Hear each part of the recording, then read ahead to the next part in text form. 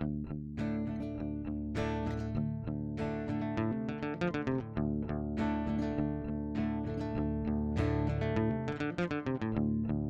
takes off his wedding band and spins it on the table. He knows deep down in his heart it wouldn't help if he looked like Clark Gable. She took what wasn't bolted down. He'd laugh if he was able.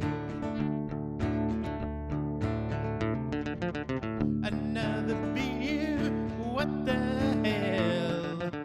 At home there's no last call.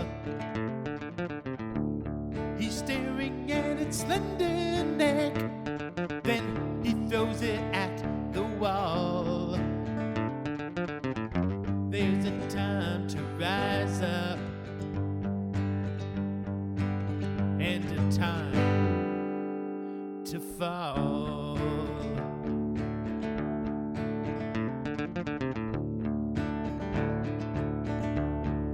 Comes a time you gotta clear your head. Comes a time when enough's been said. You gotta bury your dead. Hello, all you lovely people out there trying to make the world a much better place. Welcome to the Dead Man Walking podcast. I am your host, Repeatedly Dead Fred, author of the soon-to-be-released memoir, The Summer I Died 20 Times, which is what actually happened to me, and that's why I'm Repeatedly Dead Fred. Today, we are talking with the amazing Laurie Lewis, who is one of my favorite people from the intermittent fasting world. And Laurie, correct me if I'm wrong, but I think you're actually the one who got me my position as a moderator in Jen Stevens' group. Well, I'll take all appreciation for that. I don't know if that is, if I get credit for that, but that sounds very joyful. Makes me happy. I'm happy to make that connection. So Laurie is probably one of the more successful intermittent fasting coaches. So we're going to talk a little bit about intermittent fasting, particularly in her niche, which is the women over 44 and forever. And then I think we're going to talk a little bit of small business because she has transitioned careers from a very successful retail and banking consulting practice to an intermittent fasting coach. And I find that story just fascinating. I find people who have career transitions and go totally in a different direction totally fascinating. So Laurie, welcome to the show. Thanks for coming on. Thank you, Fred. I don't like calling you repeatedly Dead Fred, but it is amusing and everything about you is delightful. And I'm honored to be here chatting with you today. Thank you. So I think we probably met in 2019-ish when I joined Jen Stevens' Delay Don't Deny Facebook fasting group. And I mentioned her a lot on my podcast. So now I'm mentioning you because you were one of the senior moderators. Well, it was really fun in the beginning. I wrote Jen as I'd been in her group for maybe 9 months, and it was tiny when I first joined in 2017. And she was about to retire from teaching.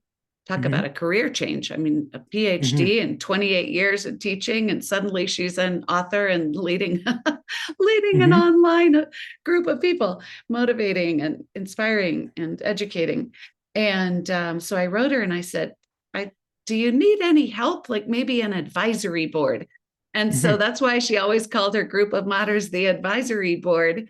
Because I was just like, could we create a support structure for you? Because you've helped me and maybe I can help you. And that's how that started. And I didn't know that.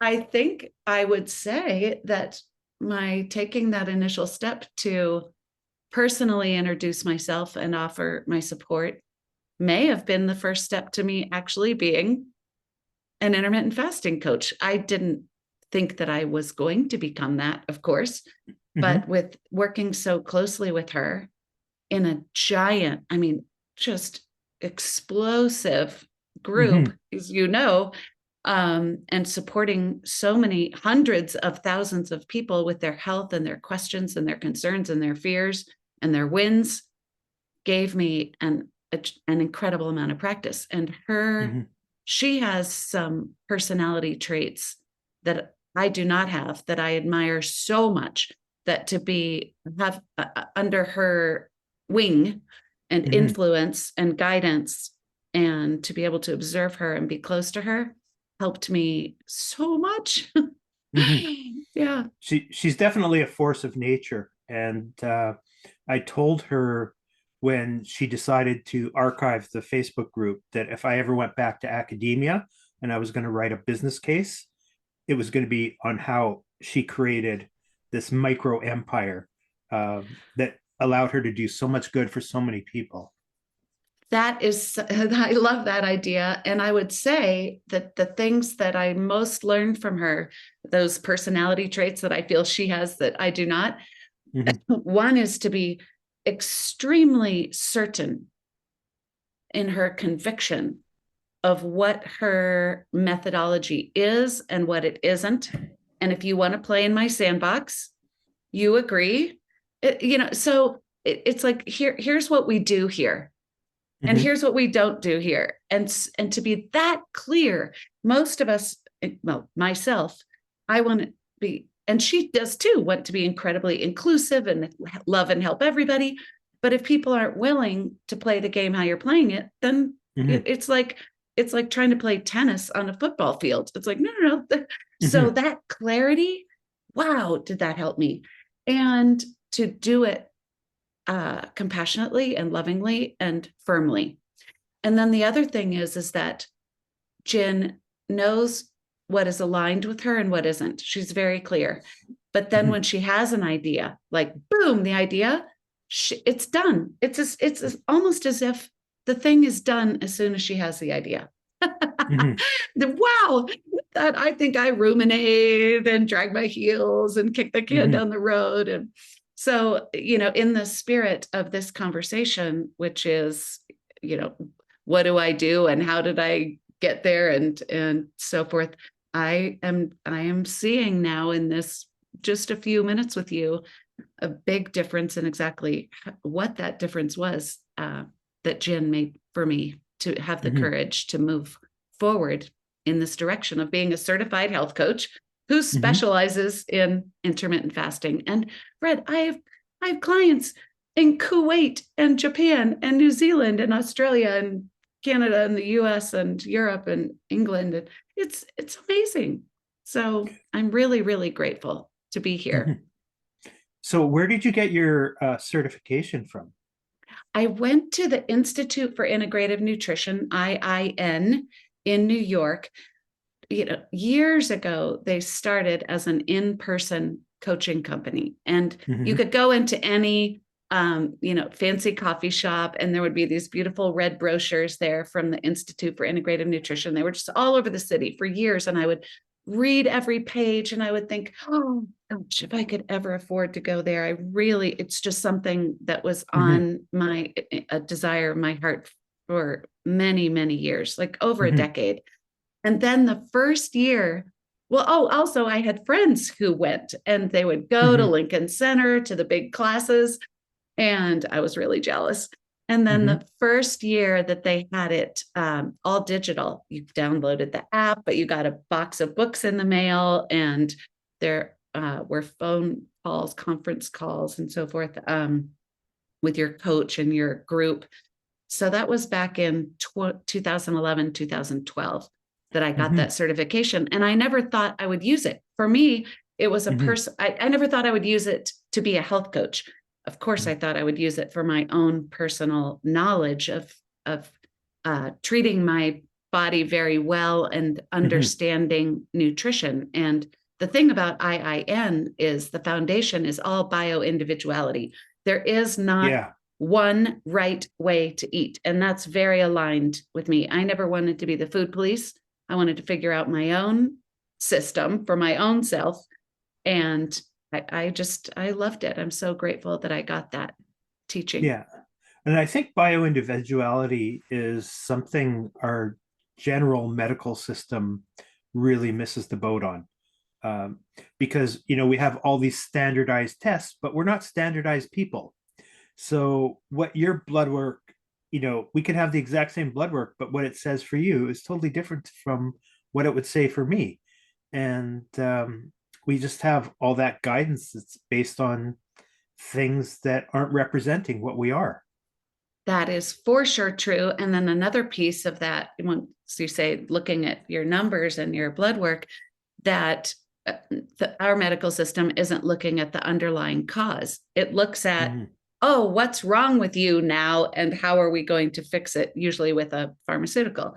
And what I love about my work is here are the numbers. I help people also look at their lab work and know what questions to ask their doctors. And so we're looking through fasting as a foundation, and then nutrition and sleep and meditation and hydration and movement to affect those numbers. And usually often what's underlying a lot of those numbers is damaged metabolic health. And so, as you know, with intermittent fasting, we're in repair during the fasting hours and we can see those numbers move. But the solution in my experience in my world and the people I coach and for myself is customizing and discovering what is the good fasting hours and eating window for you. What are the good foods for you?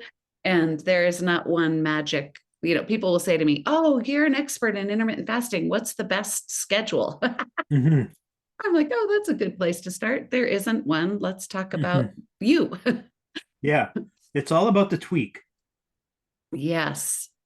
And the discovery. And one of the things that's so different about our approach with intermittent fasting is that it's the antithesis of diet mindset, diet world. There isn't one right formula.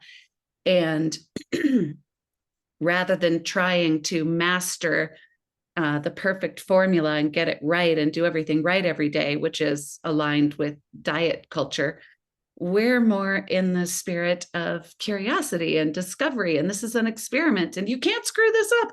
Whatever you do today, whatever the results are, however you feel, then we get to decide, am I going to do that again or again and again and again until I realize that's painful?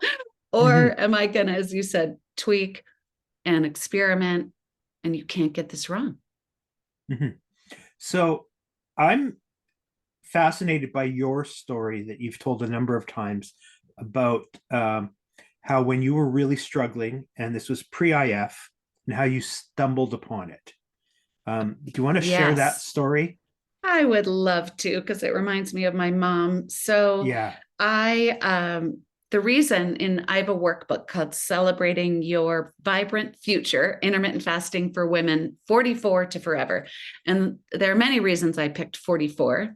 It's a spiritually auspicious number and all sorts of things. But the reason for me personally is because that's when I first started noticing the signs of perimenopause, which is the time in a woman's life when the fertility hormones are like, oh yeah, we're very confused now. We're not talking to each other correctly, or we're not in the right balance and the right timings and the right rhythm. And a woman can start to feel very unlike herself.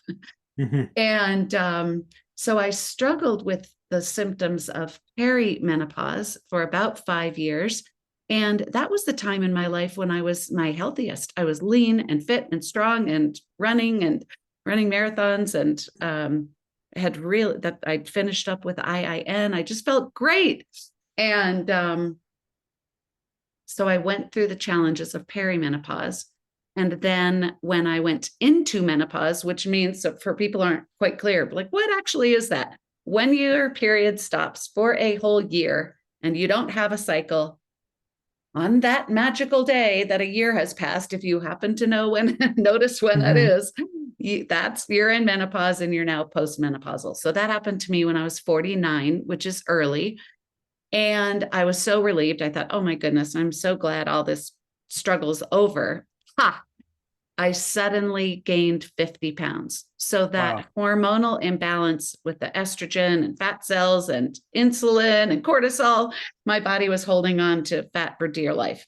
And so I struggled for about 4.5 years to try and turn that weight around, and it just kept piling on. Nothing I could do. And people would say, "You're the healthiest eater. You're the healthiest person we know. Like, how could you gain 50 pounds?" I'm like, I know. So, Fred, I always say I ate the exact same way when I was lean and fit in my early 40s. I ate the exact same way when I gained 50 pounds. Nothing changed about my food. And I ate the exact same way when I lost the 50 pounds. Nothing changed with my food. I was already tuned in to the foods that make me feel well and fuel my body well. What changed was the hormonal chaos of menopause and then intermittent fasting. So after that 4.5 years of struggle, I went home to visit my mom in Colorado. And she said, so mind you, I've been struggling and trying for 4.5 years. And she said, let's use this time that you're home to turn the weight around. Mm-hmm. I don't know. Things only a mom can say. Only a mom can say, and daughter ears do not. Maybe a friend could say that and we could hear it, okay, but not a mom. And she's so loving and special and caring, and she really listened. And I ranted and wailed and cried and tried to, was very defensive and said all the things that I've been trying. And she said, let's pray for an answer.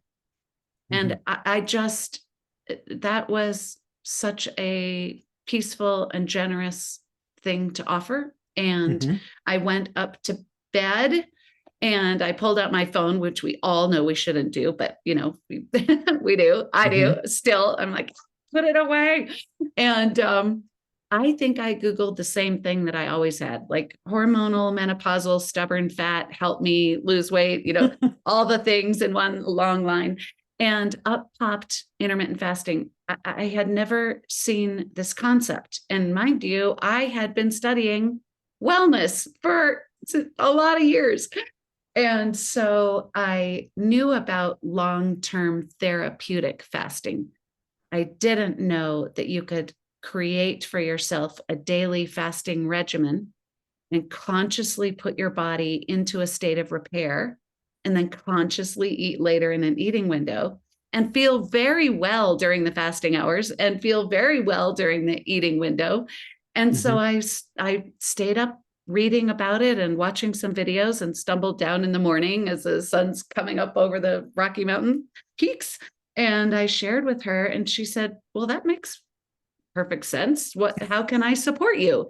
It just seemed completely logical to her. Like, thank goodness she wasn't one of these people that was like, ooh, that sounds dangerous. It's like, no, she said, how may I support you? And I said, don't make me breakfast. And she said, okay, deal. And that was that. And the first day, because I actually like black coffee, no problem there.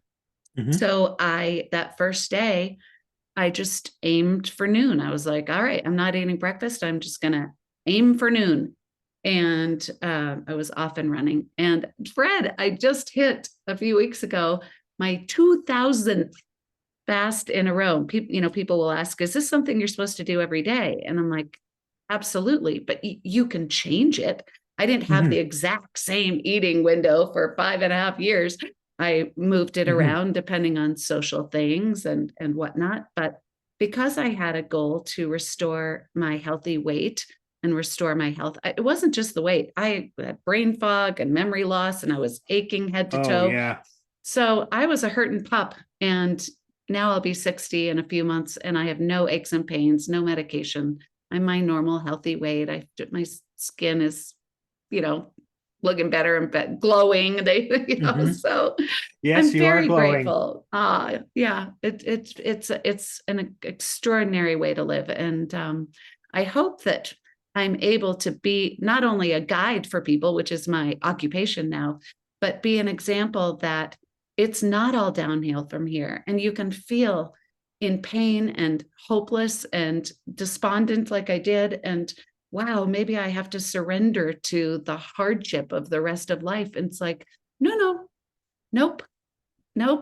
Even if you never hire me, you can read Jen Stevens' Fast Feast Repeat, get a workbook when mine is republished, and get a circle of friends, get a buddy who you can share with and enjoy the experiment.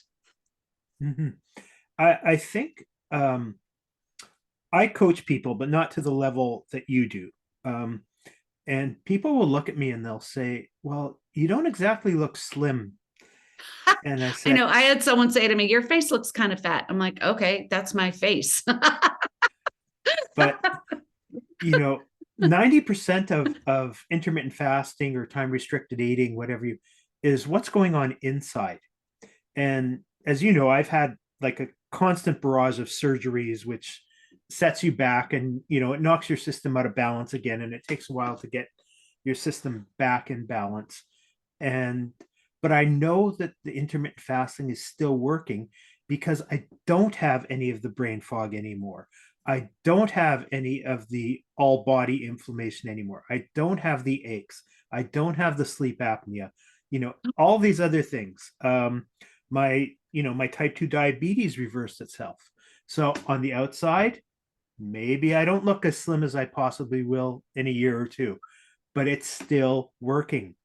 And I love that you use the word it's working, because people will say, oh, I tried intermittent fasting and it didn't work. I'm like, what is didn't, I'm doing air quotes here. What did didn't work mean? Let's look at that. Okay. So probably most of us are not vying to be on the cover of Vogue. Okay. But we might like to look nice and feel good in our clothes. All right. But exactly what you just said, the whole point is to feel better and to be able to be sitting down on the floor even and stand up without bracing yourself, and to be able to walk comfortably, and to be able to, and to be able to sleep well without a machine. And I had terrible aching plantar fasciitis, which is really inflammation. And within 4 months, it was gone, never to return. Isn't that And freaky? it's truly extraordinary. And, I have to make a case for the clean fast, which we know is plain unflavored water, plain unflavored black coffee, plain unflavored bitter black and green tea, and maybe plain unflavored minerals, electrolytes, magnesium, sodium, so forth. So I had a client who lost the weight she'd set out to, reversed her health numbers, were optimal. She decided, okay, she'd really changed her mindset. We'd worked together a year. She was just in great shape. She came back to me 4 months later and she said, I think I need some more sessions. I'm like, what's going on? And she said, well, I didn't think I had to fast clean anymore. And the plantar fasciitis came back. Oh. Oh, great experiment, right? So she didn't screw up. She's not bad for it. It's like, what a great thing to notice. When we're fasting clean, we are optimizing the body's clean out system and lowering inflammation. And why would I mess with that? And so we got her right back on track with the clean fasting, and the inflammation, reduced again, and she didn't have that struggle anymore. So yeah. yeah. It's a really important point that even as you become an experienced faster, your body will continue to change and you will learn new things about your body. And about 2 months ago, I noticed when I was drinking, sorry, not to diss Perrier, but that's just the drink I was drinking. When I drank Perrier, I became famished. And there's absolutely Yes. no rhyme or reason for it. All of a sudden, it was having a different effect on my body. And I had, Carbonation, I'm sorry to interrupt you, Fred. Carbonation can make some people ravenously hungry, and it's not great for our bones and it's not great for our gut. So I'm going to actually say, I'll be the sparkling water police here. If you enjoy sparkling water, look forward, again, delay, don't deny, look forward to a nice sparkling special glass in the afternoon, and a pretty glass if you like that. Enjoy it as a treat. But I would not have a sparkling water as the only water you ever drink. But noticing that it made you hungry, it's like, can some people have it? Yes. Can you? That might not be a good idea. Yeah. and it wasn't, and I've cut it out. There you go. Some of the other moderators that we keep in touch with suggested, well, maybe try a different type. And, I tried a couple, same.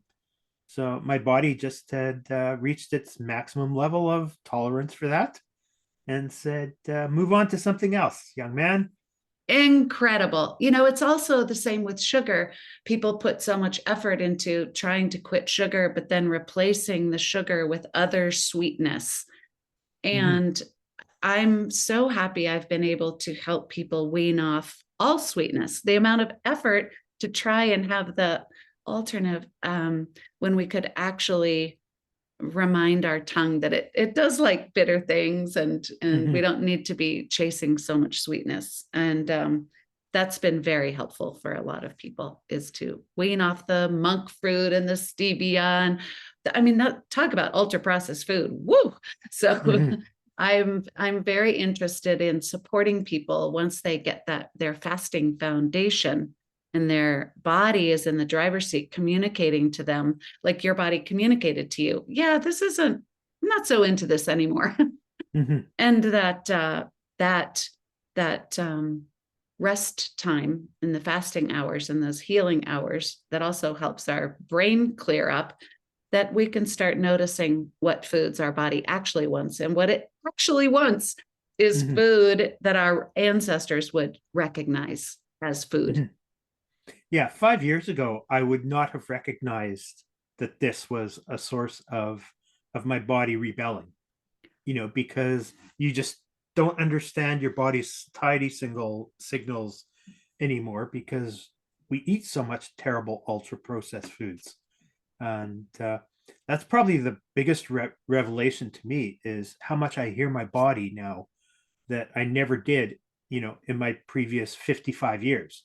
Isn't it incredible, the discernment? And I love pointing to how spiritual, religious meditation traditions have incorporated fasting since all recorded time, Mhm. because of pardon me, the clarity and discernment it provides. And so for you to say that you can actually hear, sense, if you will, the messages, you're in a communion with your own body, is really, really special. And this is why I say fasting first. People are like, most people who specialize or are health coaches or specialize in nutrition and fitness and so forth will use fasting as a piece of their coaching, or they'll say, Mhm. get the food in order first and then add the fasting. And I flip that. I'm like, no, no, no, no, the food is so emotional. My goodness, people are like, don't tell me what to eat. I can't, they try so Mhm. hard to cut things out and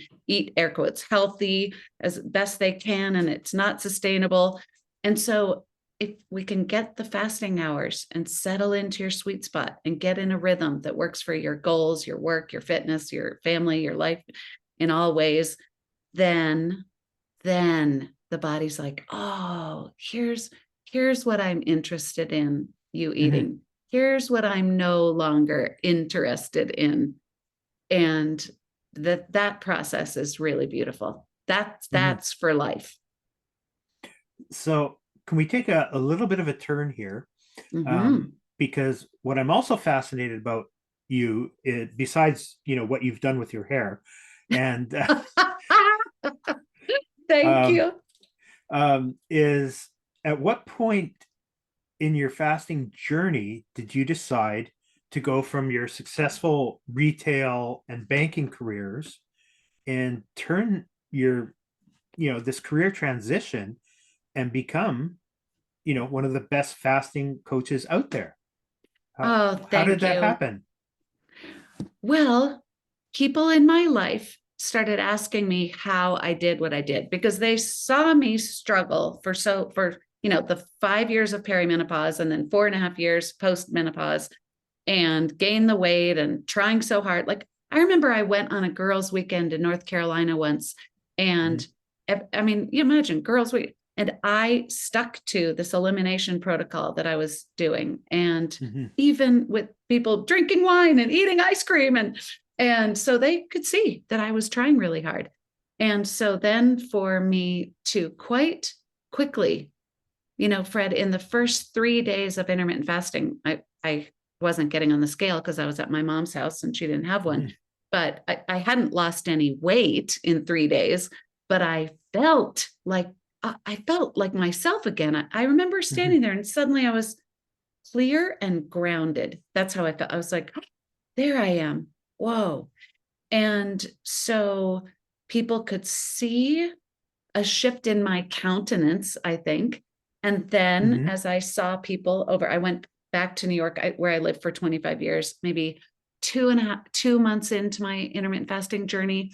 And people could tell that I looked differently in 2 months. Mhm. And I lost the 50 pounds in 15 months, which is, that's slow if you calculate the Mhm. weeks. But boy, Especially if did you that have feel, diet mentality. that's right. In That diet should be gone land, in like 2 months. exactly. People are very impressed with quick weight loss, which now on this other side and supporting so many people, quick weight loss is nobody's friend. Mhm. I mean, so people were asking me how I did what I was doing. And so I would tell them exactly what to do.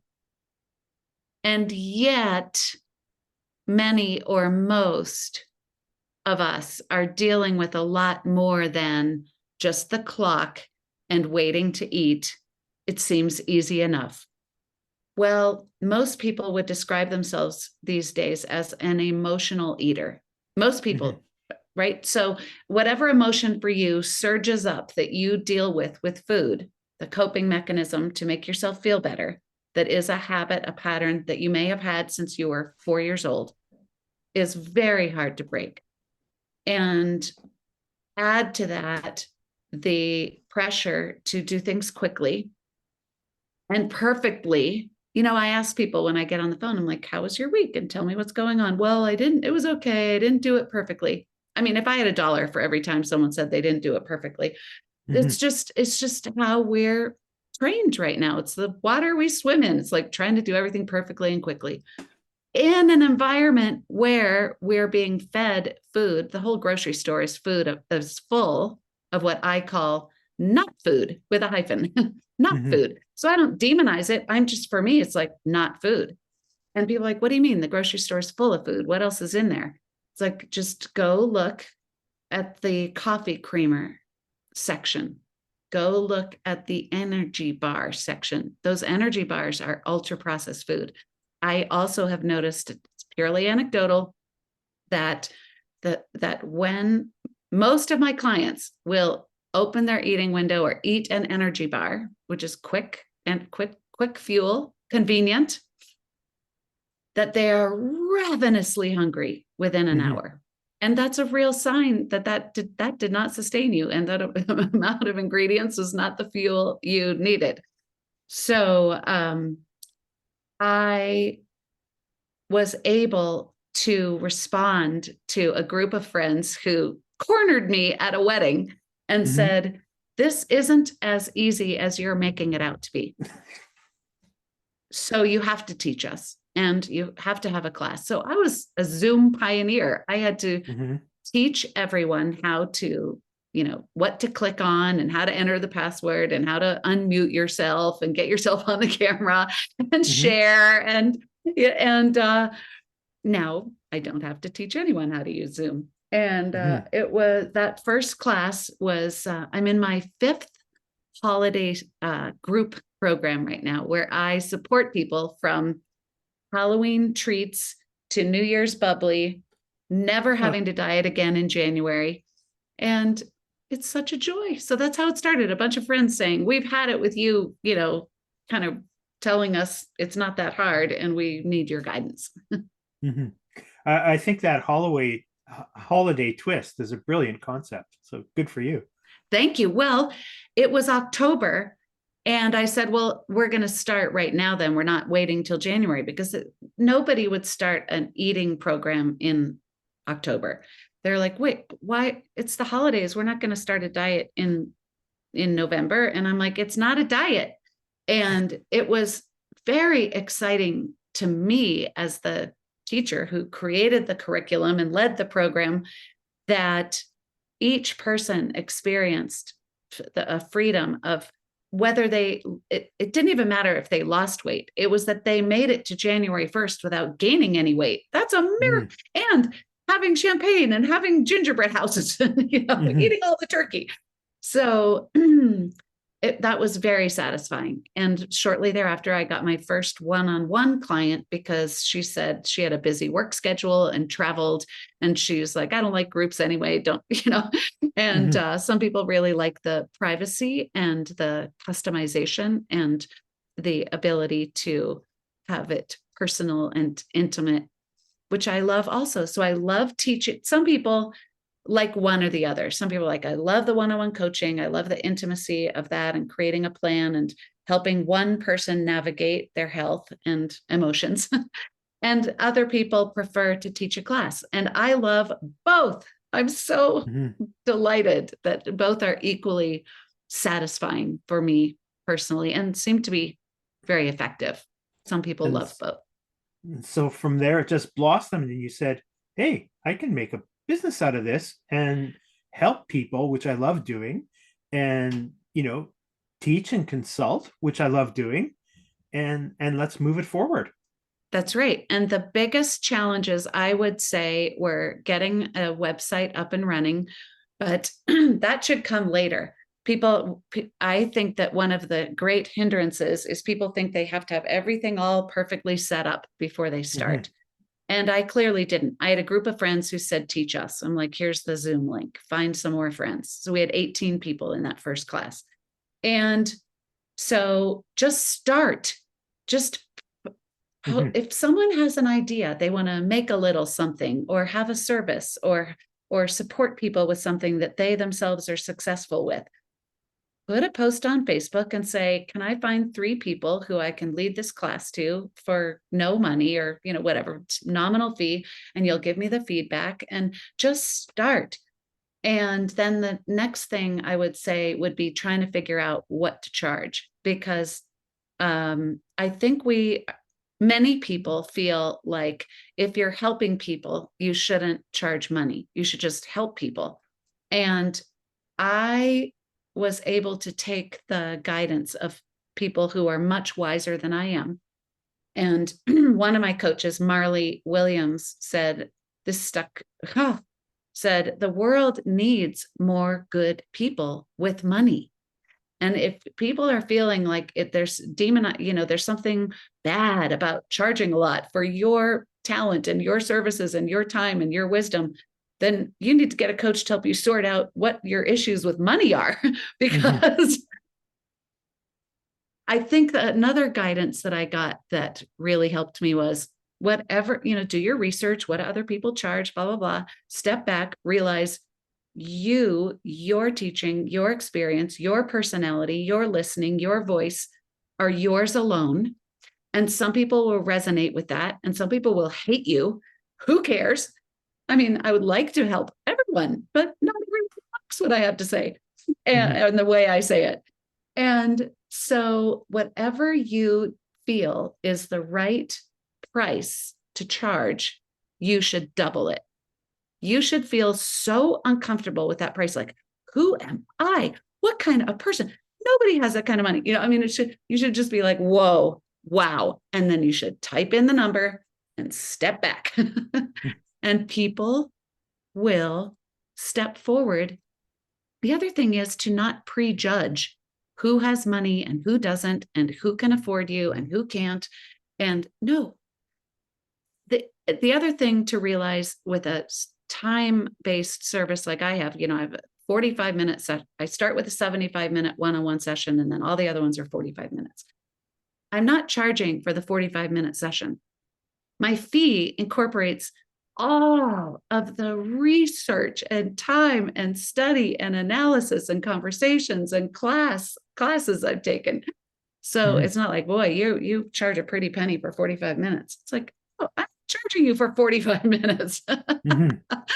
So I say all that for the person who is out there with a passion, with an idea. Maybe you're tired of the job you have and you just want to, have a second little side gig, a side hustle, or you're like, I'm done with this thing. I have to step forward and earn a living at the thing that makes my heart sing. And there are so many incredible coaches out there to help people Mhm. make money as coaches, like Gail Keys Allen, amazing coach in supporting people in their coaching businesses. So Mhm. the world is full of extraordinary talent and passion and support. And I would say, Fred, the biggest lesson, well, I learned a lot of lessons this year in 2022, Mhm. but one of the big ones as I look back was I think I asked for a lot of help. I think if Mhm. I even had the idea, I don't know how to do this, or other people do this better than I do, or I need Mhm. help with this. I didn't drag my heels. I found the person, or someone stepped right into my world to help me, and I got their help. I pay people for their services. I don't barter with, I don't try and Mhm. talk people down. It's like, even if I hire my friends, like Jenny Hirschenbach, a beautiful person to help Yeah. guide people through. She's a death Yeah. doula to guide people through the process. I needed her help. So I'm not like, oh, well, we're friends and I should Yeah. pay you less. No, what are your rates? Tell me what you, yeah, and Yeah. I will pay you. So So I think coaches should be willing to pay other coaches their rates. If yeah, you want people to pay you, you pay other people. we're about to get cut off, so we're going to have to log in again. So Oh, bad clock management on my part. So I will say thank you in case we can't log in again. Thank you so much. This has been amazing, and I think it warrants a part two. So okay, so after a little glitch, we're back with Laurie. So Laurie, if people want to get hold of you to avail themselves of your services, how do they do that? I have a website. My business is called Fast Forward Wellness. So my website is fastforwardwellness.com. And you can go there, and if you're like, oh, that intermittent fasting thing, that sounds interesting, I might like to try it. There you can download a free guide, a step-by-step how to start, and just look through and see what resonates. Questions are answered there about what is intermittent fasting, why would you do it, who am I, to teach you, and Mhm. the different ways that we can connect. And then there's a contact form that if you want to fill that out and write me and tell me what you're dealing with. I really love hearing from people of what you're struggling with, what you're dealing with, what you've tried, how you think I might be able to help you, or what questions you have. I am Mhm. available to hear from people. And we could set up I would love to set up with anybody who's interested. If you like what you've heard, that we Mhm. could do a complimentary 15-minute consultation where you tell me as much as you can, and I'll give you some tips and guidance, and you go back out Mhm. into your life and try it. So please be in touch. Yes, and you mentioned Jenny, who was also one of our moderators, and she also did the wild hair transition like you did. Yeah, yeah. So, are you also up to giving women some fashionista advice? Well, I think the best advice regarding what the clothes we wear and how we care for our hair and makeup, or no, not care for our hair, whatever people want to do. But I think the older we get, if we can use this time to be more and more of ourselves and discover what is it to actually be myself? What is it that makes my heart sing, that I can choose to do for myself, that makes, Mhm. me happy. So in January 2020, when COVID was a distant glimmer, I hired an artist to do the artwork for my workbook cover. And she was really struggling because it's a book for older women, 44 to forever. But I just looked like myself with my brown hair, and it just wasn't resonating. And so she and I decided together, I just said, well, what if you made my hair silver? And she's like, that's it. So on my book cover, I had silver hair before I actually did in real life. And then the last time I put color in was February 29th, 2020. My book came out the next week. And then we went into lockdown. And I thought, I love how well, you know that exact date. I know my brain works like a timeline. Yeah, you could ask me any date and I would remember probably. But there are things that I don't know how to do, like Mhm. electrical engineering. Okay, so I decided to start growing it out at that point. And here I am 2 years and 9 months later. I decided to keep it long but I just cut the final little brown ends off. And so to have my hair now match my book cover and have my hair be natural, it is what it is. I thought it was going to grow in more white, but it's kind of gray and black and white. And and I'm really loving it. I'm loving the freedom. I'm loving the saving of money and time. And more than anything, I'm just enjoying that I can be myself. And I'm discovering more and more ways that I can be myself, express my voice, express my heart, and kind of not worry what other people think, which is really fresh. I think you've led into another point about intermittent fasting, is that it relieves us of so much decision fatigue, in that you don't have to worry about your eating. Like, you don't have to worry so much about grocery shopping and about how to create a new recipe. And, do you have everything you need to cook 13 meals a day? And how do I pack a lunch? And that's also been one of the blessings of IF for me. It really is liberating. People learn to say what's going to work for them. And you don't even have to tell people you're fasting. I mean, you can if you want to share that, but it's just like, oh, I'm eating later, or I'm not hungry now, or I don't eat in the morning because it makes me not feel so great. Whatever, people learn how to say what they're doing or not doing in the context of, this is what works for me and this is what doesn't. Please carry on, do what works for you. But I'm going to be doing what works for me. And we do want to surround ourselves with people who celebrate that. I don't want to be around people who argue with me about what I'm choosing to do for myself. So that's part of it too, is surrounding ourselves with people who are supportive, even if they're doing something completely different. Great, go do that. I think one thing we could learn more in our society is how to celebrate and acknowledge and listen to people of differing views and experiences and ideas and opinions. For sure. So we have to find a way to get your book back in publication. Thank you. And so if there's any publishers out there, give Laurie a call, because it's a great workbook. So we're just about out of time, and I'm going to ask you if you'd like to participate in the Dead Man Walking quiz. Yes. And if you want to pick a number between 1 and 36, we'll ask you a totally random, not so random question. How about 44? I'm kidding. 44 is my number. Okay, so let's see. 14. 14. If I made you the perfect sandwich, if you eat sandwiches, oh, what sure. ingredients should I include? Oh, wow. The perfect. Well, it would have to be, I'm not inclined to eat bread. It's not like I don't eat bread. I'm inclined to only eat very good bread. So it would have to be some sort of incredible bakery bread that was some crunchy sourdough or some seeded, like, what are all these seeds in this bread? Like, it was a hearty bread. It would definitely, I would like it toasted. I like some mayonnaise. Oh, okay. Here's the perfect sandwich. This is what I make every September in my aunt's garden.